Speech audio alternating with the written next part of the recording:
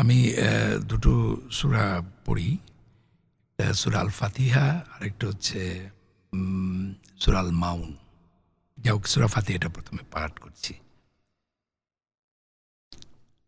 বিতাড়িত শয়তানের প্ররোচনা হতে আল্লাহ তাআলার কাছে আশ্রয় প্রার্থনা করছি।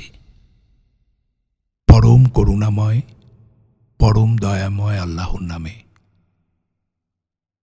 সমস্ত প্রশংসা বিশ্ব জগতের প্রতিপালক আল্লাহরই, যিনি পরম করুণাময়, পরম দয়াময়, বিচার দিনের মালিক। আমরা তোমারই উপাসনা করি, তোমারই সাহায্য প্রার্থনা করি। তুমি আমাদেরকে চালিত করো সঠিক পথে, তাদের পথে যাদেরকে তুমি অনুগ্রহ দান করেছ, যারা তোমার রোষে পতিত হয়নি, পথভ্রষ্ট হয়নি। আমিন। সূরা ফাতিহা এটা, আর সূরা আল মাউন যেটা আমরা আড়াইতাল্লাজি বলে, আমরা যেটা অনেকেই হয়তো অনুবাদের অর্থটা জানি না, মুখস্থ আমরা তন্ত্রের মতো মুখস্থ করে ফেলি সব। তো এটা একটু পড়ি। তুমি কি দেখেছো তাকে, যে ধর্ম বিচারকে অস্বীকার করে, এতিমকে ধাক্কা দিয়ে তাড়িয়ে দেয়, অভাবগ্রস্তকে অন্নদানে উৎসাহিত করে না?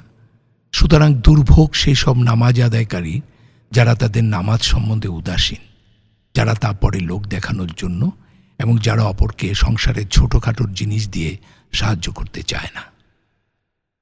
কি গুরুত্বপূর্ণ একটি সূরা, কিন্তু এটা আমরা আসলে এটার অর্থই বুঝি না। একদমই, নামাজে দাঁড়িয়ে আত্মসমর্পণ করতে হচ্ছে আল্লাহর কাছে এবং বিশ্বাস নিয়ে কিন্তু কথা বলতে হচ্ছে, ভাবতে হচ্ছে, প্রার্থনা করতে হচ্ছে।